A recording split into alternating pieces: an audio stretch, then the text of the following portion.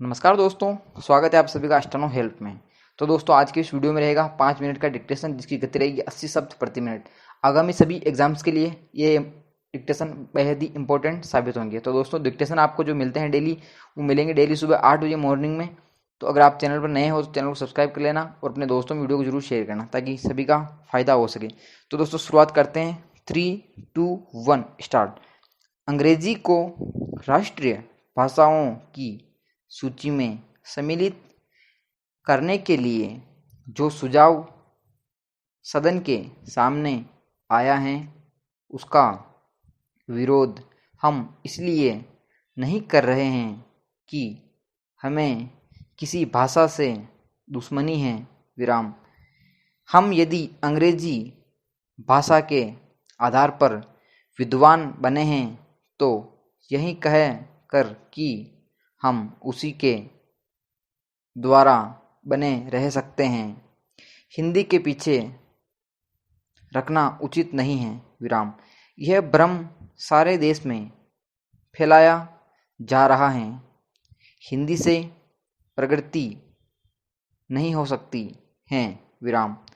इसके विपरीत मैं देखता हूँ कि देश को यदि कोई भाषा दो भागों में बांट रही है तो वह अंग्रेजी भाषा ही है विराम।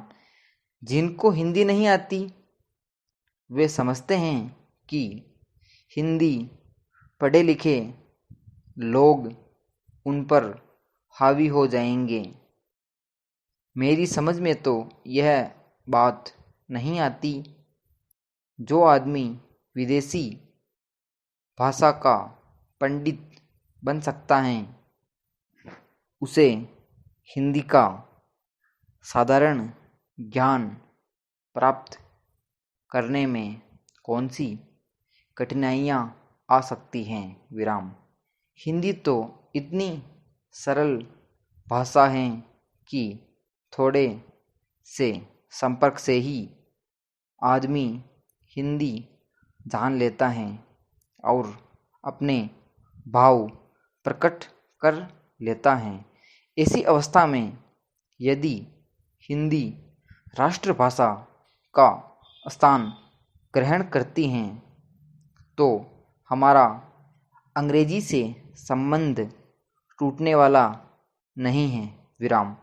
हर देश की अपनी एक भाषा होती है जिससे लोगों के विचारों का आदान प्रदान होता है और वे अपनी समस्याओं को समझते हुए उन्हें सुलझाते हुए आगे बढ़ सकें विराम। वह भाषा वही हो सकती है जिसको देश के अधिक से अधिक लोग समझ, बोल और लिख सकें विराम।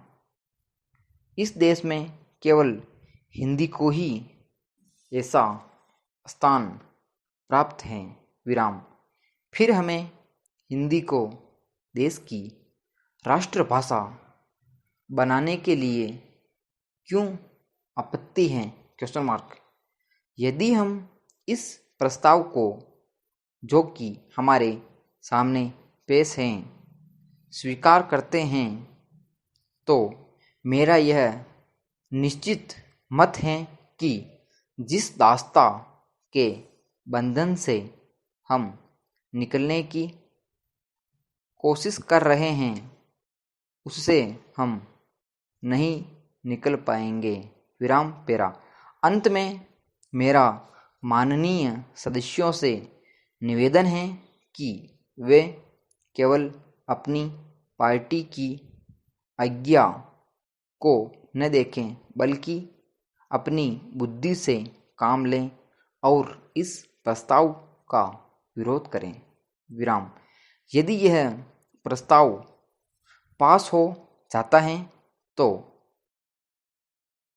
जो कि बाद में कानून बनने वाला है, तो वह आज़ादी जो हमने 200 सालों के बाद प्राप्त की है उसके फलने फूलने में बाधा आ सकती है। मैं सदस्य महोदय से भी प्रार्थना करूँगा कि वह अपना प्रस्ताव वापस लें। विराम।